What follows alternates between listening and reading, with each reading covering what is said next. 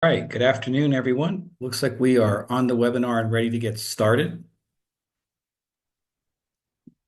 There she is. We have Debbie Miller on the call. Good morning, Debbie. How are you? Hello, I'm Hi there. awesome. How are you doing? Fantastic. I'm doing great. It was Great. so good to see you a couple weeks ago. I know we had a great time We in had so Seattle. We much really, fun. really did. So pretty over there. It really is. So everyone, welcome to another Marketing Moments webinar. I don't know which one this is, Debbie. Number 11? 8, Number session 8. 8. Okay, thank you. Lesson 8. So section, it's right there in front of me. If I read the PowerPoint, I would know what I was saying. So today we're going to talk about diversifying your payer sources to increase revenue. And obviously, everyone on this call, increasing revenue is something that you folks are very interested in doing. But before we get started, first, my name is Julio Barea. I'm Vice President of Sales for a software company called CareTime, which specializes in helping agencies be more efficient and refine their billing and provide some tools to help them grow their business. And on this call with me is Debbie Miller, my friend, partner, and a truly amazing person in this industry. Good morning again, Debbie. How are you doing today? Great. Thanks, Julio. All right, fantastic. So, the next class that we are doing is a failure to plan is a plan to fail. Create your 2025 plan. I love that because it's going to be in January, right? December, excuse me. We're It's doing it in December in prep for January. prep for So, January. Got it. So December 11th. And what we're going to cover is how to get what you want versus take what you get. I like that. What types of analysis should be completed before creating a plan of action? Key components of your plan for 2025 and a roadmap and templates for success.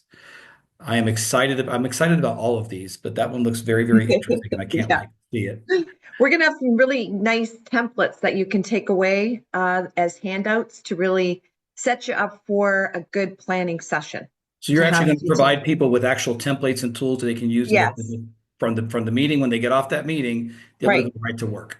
right Fantastic. on. That's cool. So today we're going to talk about the importance of payer source diversification. This business is changing all the time. And if you stay stuck on one thing, there may become a day where the one thing isn't giving you all the revenue that you need. So it's always better to be and have as many different payer sources as you can manage and handle. That is just the right way to run the business. Debbie's going to give you guys an overview of payer sources to help you grow your business, something that I think she knows more than anyone else in this business about. And of course, when it comes to marketing, she's going to talk about marketing your payer prowess. Really, really interesting stuff that we're going to see today. I wonder how you were going to do with the prowess. You like that? I got it right on the first You try. She threw one of those spelling bee words in there. So before we get started, we have a survey question. Before I launch the question is what percentage of seniors can afford long-term care? So let's go ahead and throw this poll out here. And if you folks will let us know what percentage of seniors can afford long-term care. Do you think it's 10%? Do you think it's 20%? Do you think it's 50%? I'm thinking 20% is the number I'm going in my head. Let's see what the right answer is, or if there is a right answer. I'll 50, address it. you'll address it. Perfect. So it looks like we are settling on 20%. You guys just picked that because I said it, and that doesn't mean I know the right answer. All right. So we're going to end the poll here. Thank you very much for answering it. And so moving on to the next slide, Debbie, I am going to hand this over to you.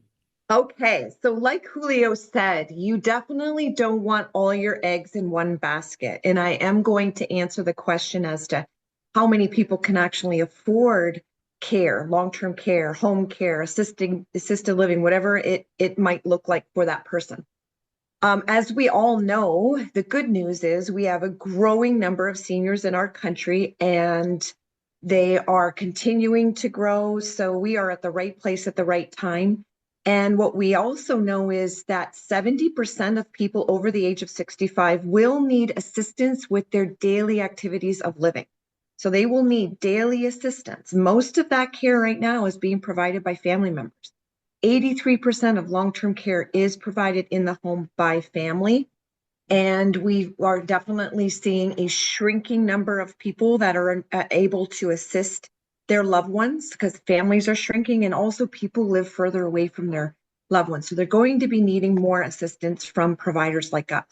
The question is, why don't all of these folks who need care actually get the care that they need? and it boils down to cost. I just had a big presentation. We last week or last time we got together, we talked about long-term care, and I actually had a long-term care insurance seminar for folks that have policies. And we had, gosh, I think 41 people with their policy come to the event yesterday. And I asked them, why don't people get care? And they said cost. Now they are hugely advantaged because they have a policy that will assist with that, but not everybody does. So look at when we talked about the population growing, look at this.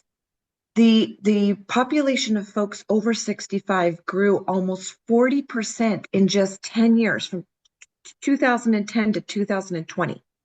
So we are actually seeing a whole change in the aging pyramid here, where we are going to have more older people than we do younger people being born. Nearly 95% of older adults have at least one chronic condition. And as you can see from the statistics, I'm going to take you back there. Many also have two or more. So again, putting more pressure on that need for assistance. So back to the survey question, how many people can afford care? Only 20%. So you were right, Julio. 80% of older adults cannot afford long-term care. Or the care that they're going to need to age at home. So this can be a problem, right? If we've got all our eggs in the private pay bucket, and we don't have any other payer sources that we can rely on. So you want as many payer options for your clients in your toolbox, okay? And why is that important? It gives us access to more seniors, right? The more payer options that you have, the bigger the base of clients that you can actually serve. And that obviously is going to result in an increase in revenue. So who are these payer sources? There's veterans, there's Medicaid, there's Medicare Advantage. More policies are actually picking up the cost of care. We talked about long-term care insurance last time we were together. So we're not going to spend time on that one today. We are, there's equity. Most seniors' wealth is actually tied up in their home. And so having a partner that can help your clients tap into that equity that they've built over the years so they can utilize their home to stay at home. So again, that's another option. And then finally, there are associations and like workers' comp that may be a payer source as well. So we'll talk briefly about those. So again, the more that you can tick, the more options that you can provide, the better it's going to be, the broader your patient base, your client base will be.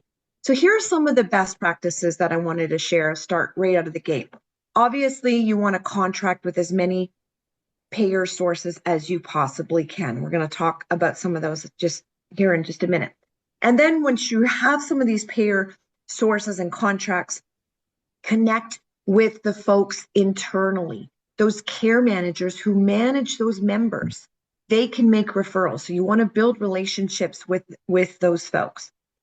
Become a third-party payer source expert, right? So tackle one payer at a time, learn everything you can. Like we talked about long-term care insurance. There's a lot to learn there, right? Become an expert in that. And then get out there and market yourself as that expert who can help your referral sources, your referral partners, patients tap into all of the nuances of their policy, as an example, or VA, or whatever it is that we're focusing on. So brings us to our next question, and that is, I'd like to know how many folks on the line here accept private pay only, and then how many also accept other payer sources. So I think if you launch that one, Julio. There you go. So we have private pay only. I accept other pay sources. That's good. We have folks on the call that really are thinking about doing multiple payer sources. That's great. Awesome. And that makes so much sense. So let's talk about some of these. And then if you are accepting some of those payer sources, what can we do to market ourselves to continue to grow that piece of the revenue stream? All right, so leveraging payer relationships really helps you differentiate yourself from your competition. So I like to look at it this way, and I like to pitch ourselves, my marketers, our care managers, folks that we work with across the country. Dylan is constantly reinforcing when he's doing his coaching calls that you want to position yourself as a senior care expert or advocate in this case. And so something to be thinking about is when you're out there talking to your referral sources, let them know you're a seasoned provider, that you have a very distinct advantage because you have in-depth knowledge and understanding of the myriad of payer options. And then, of course, you'll cite the payer options that you accept.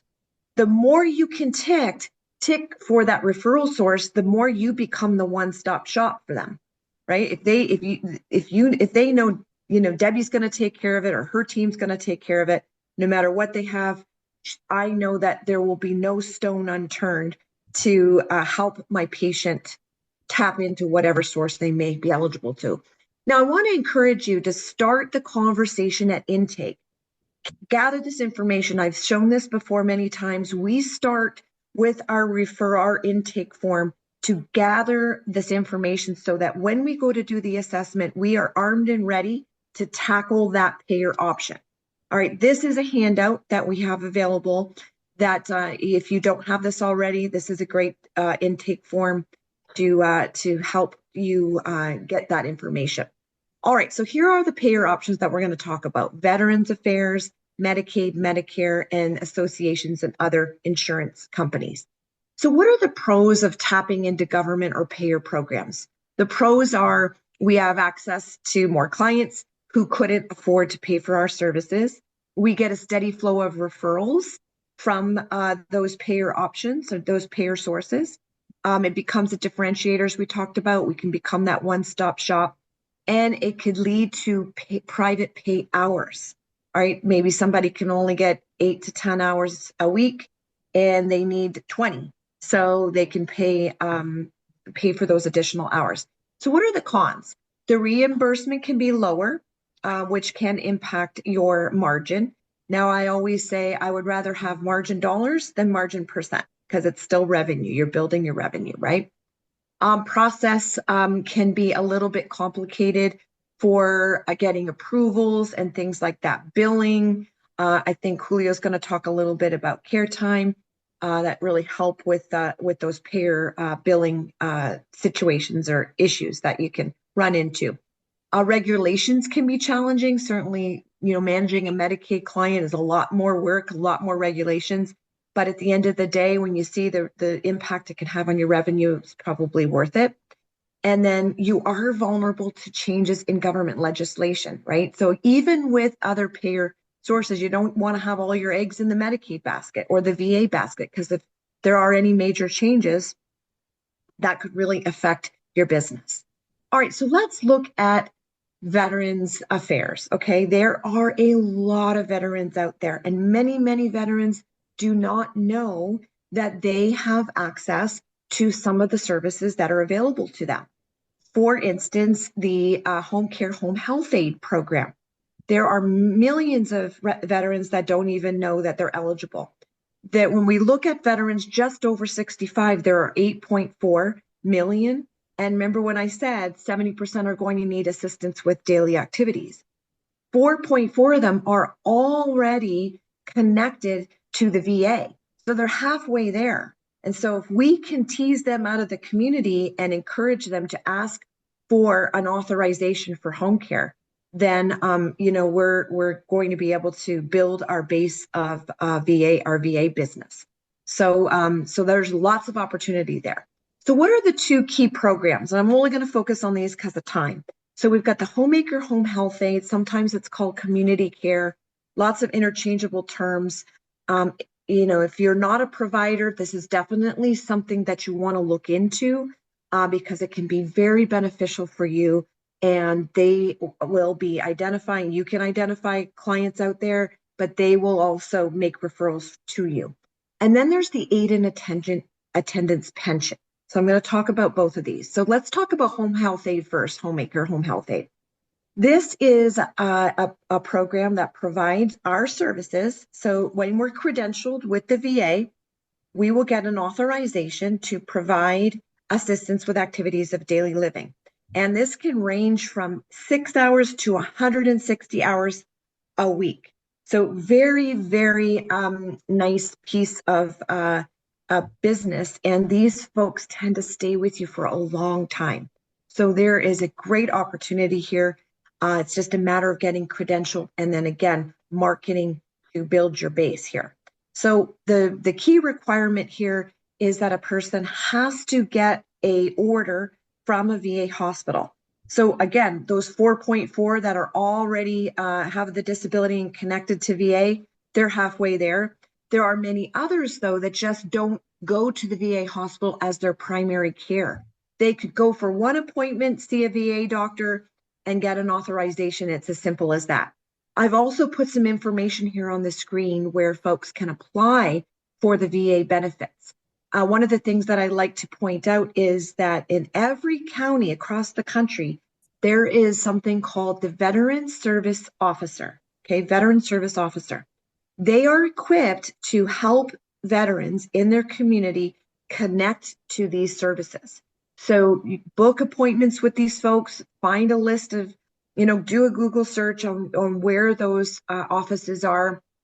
They're the nicest, friendliest people. Schedule an appointment, see what they're struggling with, make a connection, and they will actually make referrals to you. So great little tip there.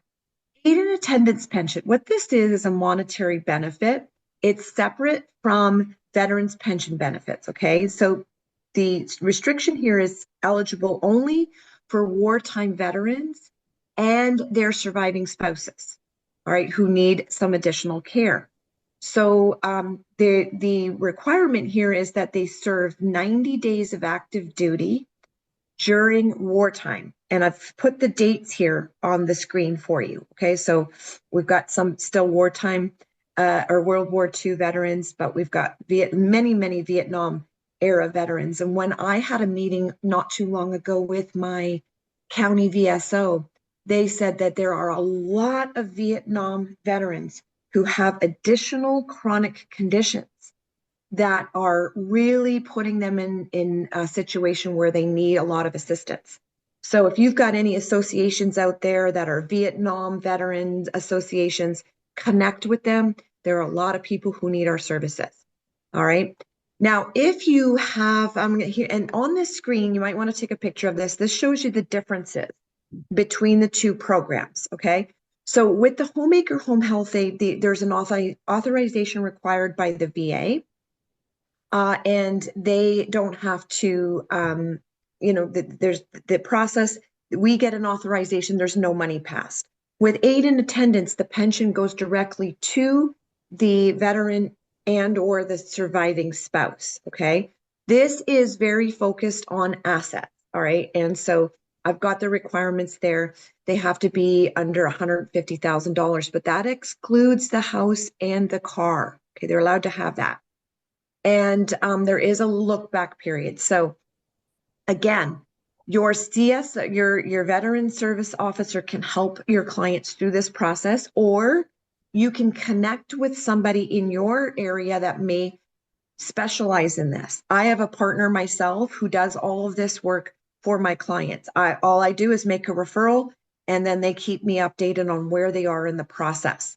And so this can be an amazing opportunity for you to help them get care paid for. All right. So keep that in mind. VA marketing opportunities. All right. So if you are already credentialed, and I'm going to talk about how you can get credentialed here in just a minute. If you're already credentialed and you are a provider, there are some opportunities to market within the VA structure, but also in your community. If you are wanting to tap into the aid and attendance pension, there's a great opportunity for you to market within your community. All right. So what I've done here is for these programs, here's how you might want to look at marketing. You want to focus on the case managers. Okay. They all work virtually, but you can call your VA provider system. Typically there's a chief, and then you can go online and find out who's managing the home care, home health aid, or community care in your area, and get a contact list of the care managers. All right. They are, if you can find the director, they'll usually send you a list. Sometimes they're managed geographically, sometimes they manage the veterans by last name, which is what happens here in Tennessee. But you want to get that list, get their contact information, and start connecting with them. Meet them for coffee because they're out in the community. You're not going to be able to go into an office, most likely. Typically, there's a VA community partnership team, and they have monthly meetings. So find out who is leading that team. Typically, they're very, very welcoming. They like to be able to connect with other providers and connect veterans to services like ours.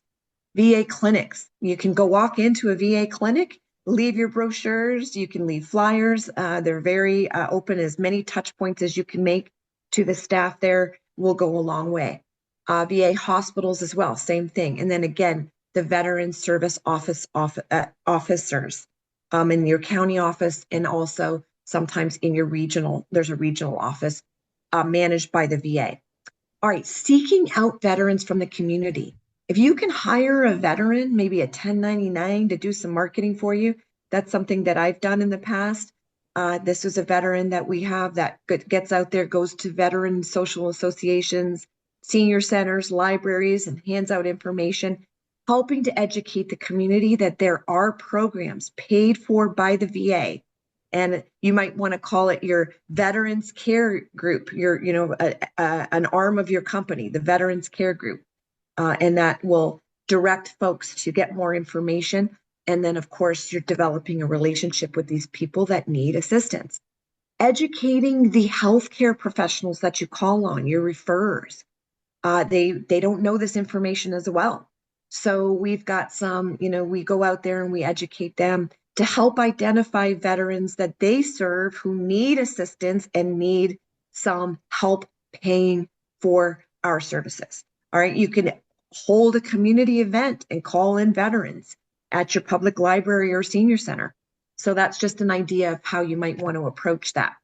I've got as a handout here something that you could use to educate. You can insert your logo here. It's editable, just to give you some tools to get out there and talk about some of these programs that can help you build your VA business. So this one is in particular focusing on VA aid and attendance.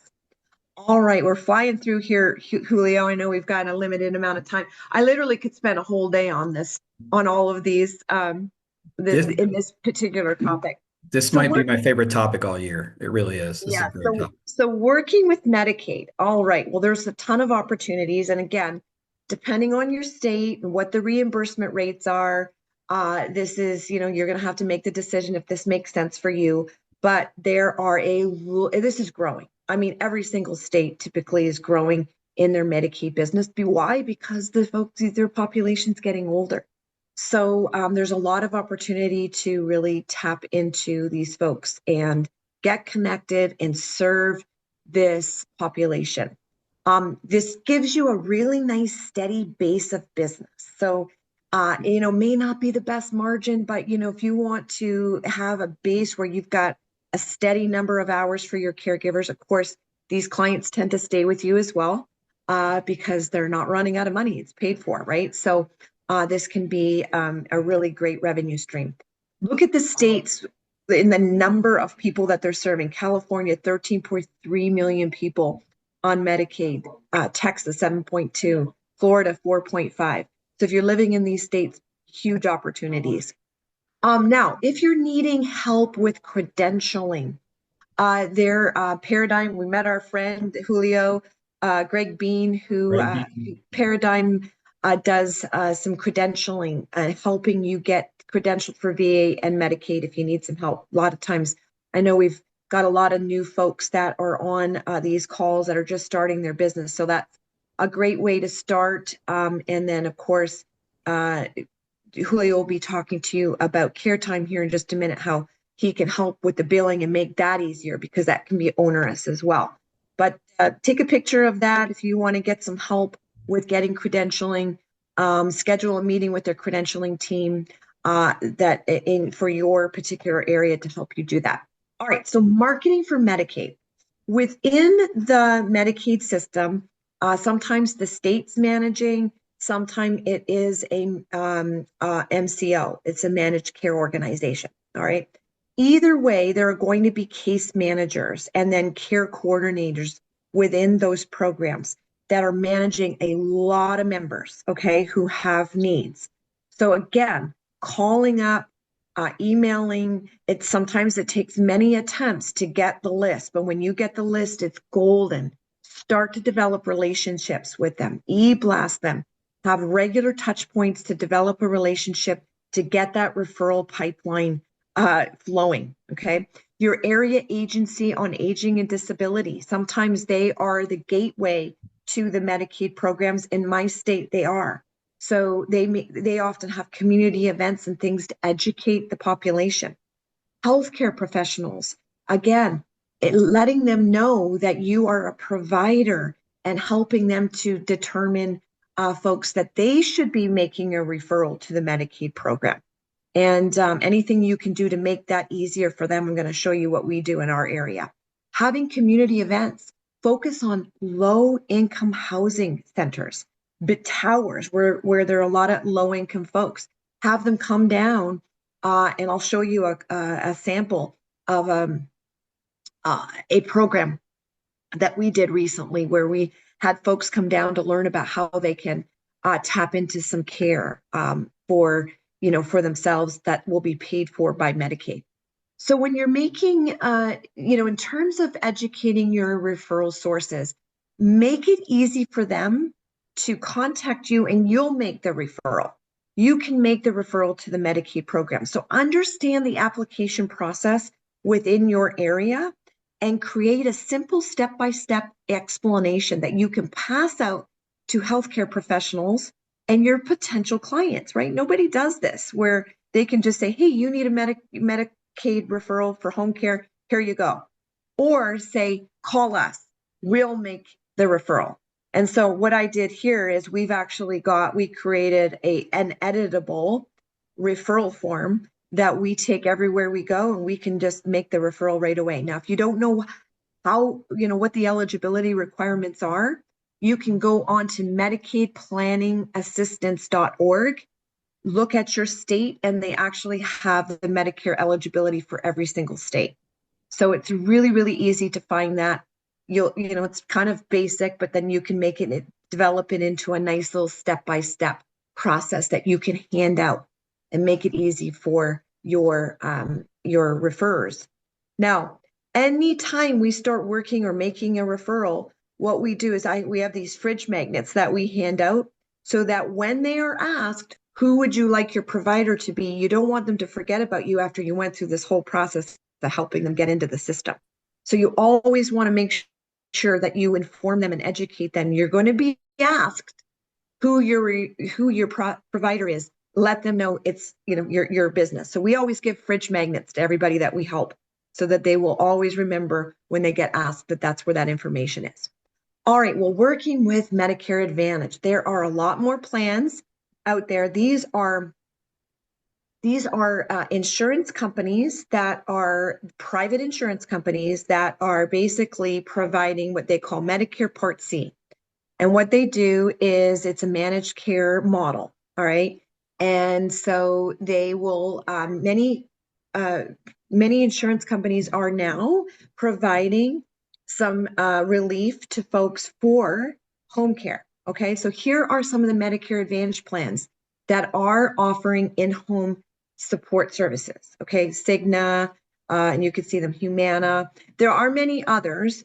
But again, it's very state focused. Okay. So, and even zip code sometimes. So there is a place where you can go to see where, what are the programs or advantage plans that are covering your types of services. You can go to medicare.gov and then you look up the drug plans. You look for basically C plans, and then you'll be able to put in your zip code and it will list all the plans. They don't make it easy. What they do is you have to go to each plan and find out what the services are, and you'll see a little tick when they list the services. If they have a green check mark, that means that they're going to cover home care services. Then what you'll want to do is get credentialed with that Medicare Advantage plan. All right. And it's a process.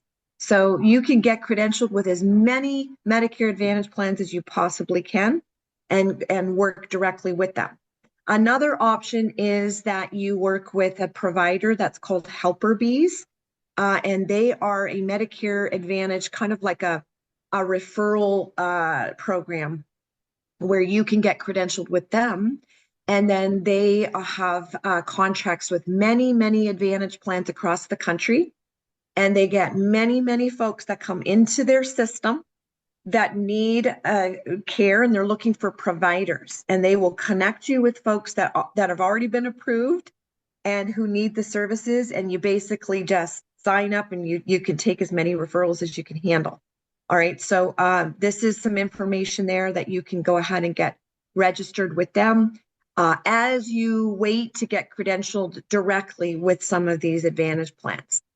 All right. So now getting out there in the community and talking about, as I said, for those, say, lower income communities, this is a flyer that we did here where we said your residents may qualify for paid care in your community. So we're focusing on managers of those lower income housing communities. And we're saying, hey, invite us in and we'll do a seminar for your residents. And I'm telling you, they come. You bring donuts or coffee or something like that, and they are there and they're ready to sign up. It's really interesting. So this is another handout that we are providing as well. So here is another little program where just giving you ideas where you're focusing on healthcare professionals, engaging them, educating them about these Medicare Advantage plans. Anything that you're credentialed with, you'll walk them through what you're doing and encouraging them to send referrals to you. What we say is, look, you don't have to figure this out. Just have your folks call us. We'll get involved. And again, we will connect them with whatever third-party payer source they are eligible for. All right. Working with associations and other types of insurance. So there are a lot of folks, there are a lot of programs out there. Workers' compensation, as an example. They have many providers that are looking for, or insurance companies rather, that are looking for providers in the areas for their folks that they're trying to take care of. There is respite coalitions, particularly around dementia care. So do a search in your area to see if there's anything like that. Any kind of Parkinson's disease. We have several churches in our area that provide respite programs for caregivers. And so we have developed relationships with churches. The Jewish Federation of North America, they have an incredible Holocaust survivors care program. If you are in an area that has a lot of a large Jewish community, that is a great source, and they pay for services. So be thinking about those kinds of associations that serve seniors that are in need.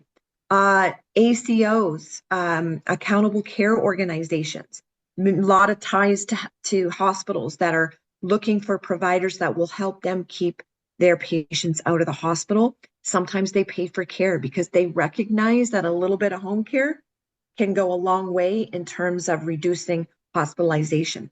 Traumatic brain injuries. You may check your state Department of Health. Again, they may be acting either as a connector where they can connect patients to providers, or they may have programs that will pay for those kinds of things. I just wanted to give you an idea. Like, for example, in the state of Tennessee, there is a Bureau of Workers' Compensation. All states have this. Tap into them. I learned that I just got a message that was kind of doing some digging and discovered that they have monthly meetings. And this is somebody telling me that they have a meeting once a month where they bring in case managers, adjusters, medical provider representatives. Hey, great meeting for me to be at, right? To be able to market my home care services.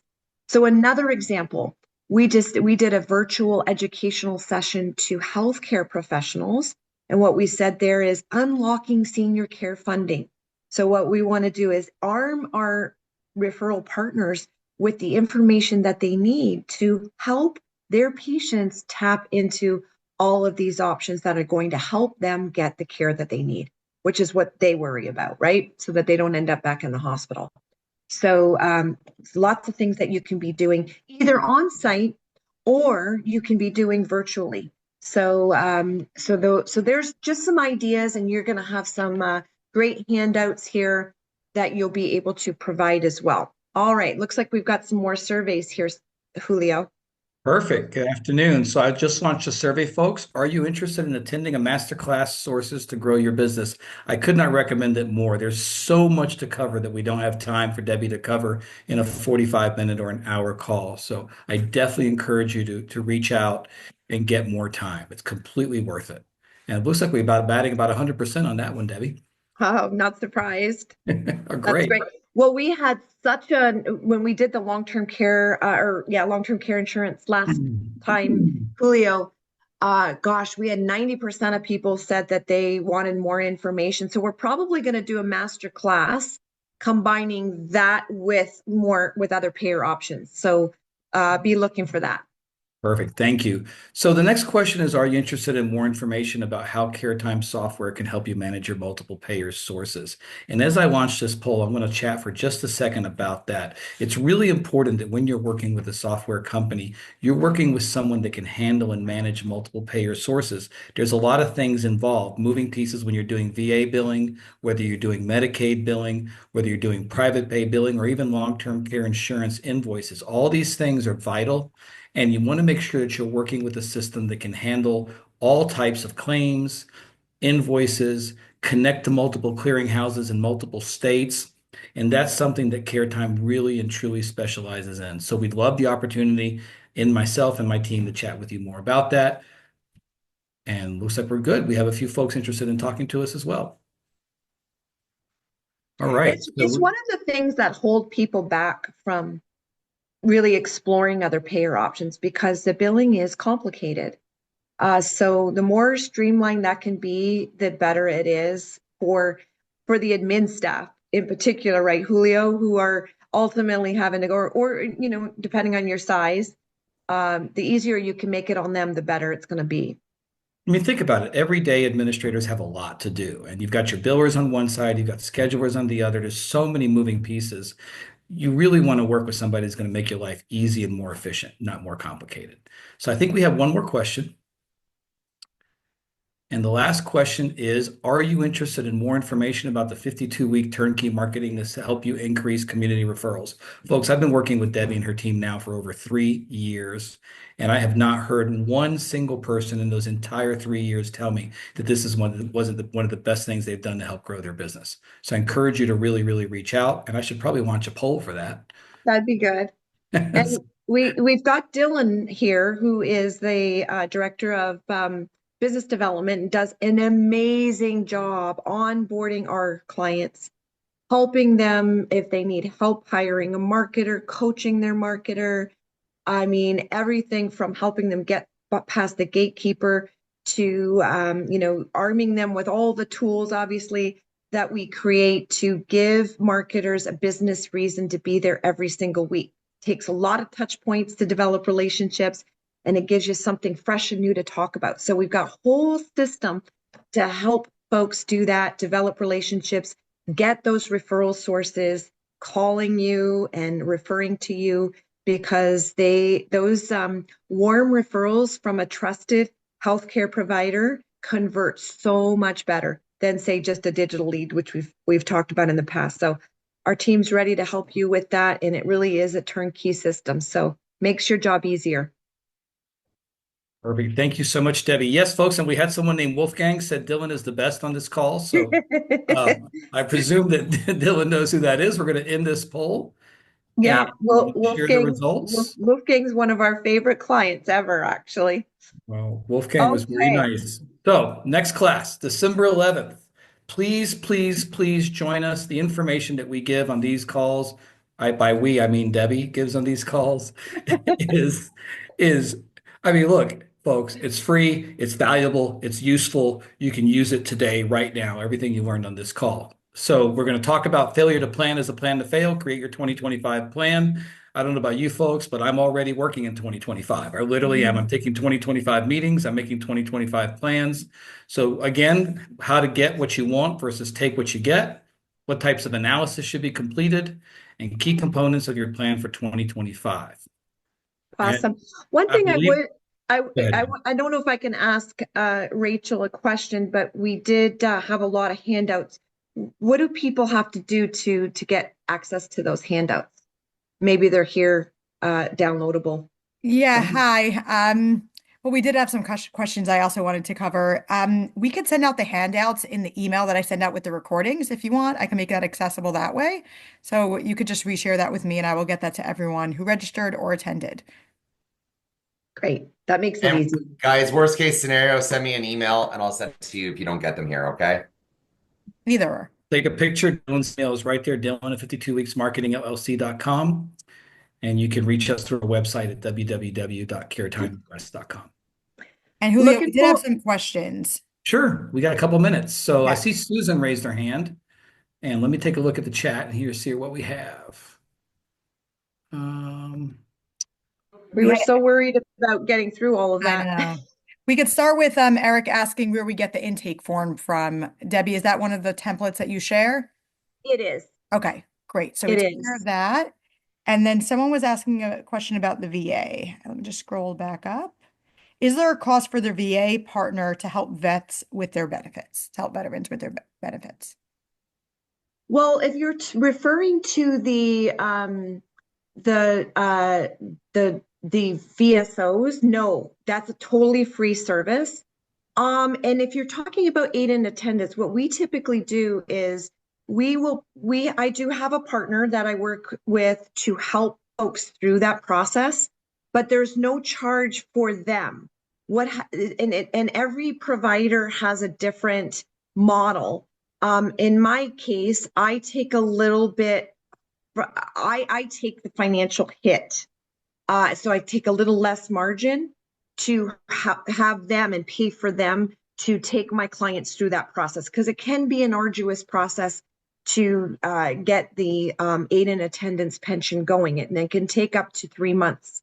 So it's a lot of work, and so I love having a provider hold my clients and their families' hand through that process. So for me, it's worth giving a little to help them through that process. Okay, great. Thank you for answering that. And I think Susan said her hand was raised by accident. So if anyone has any other last minute questions, we do have time for one or two more. But otherwise, thank you, Debbie, for everything you've shared today. Perfect. Well, thank You're you everyone welcome. for joining. This has been fantastic. Come see us again on December 11th. There it is. Rachel, thank you so much for everything. And Debbie, as always, it's amazing. Bye, guys. Bye, everyone. Thank you for coming on the call. Bye.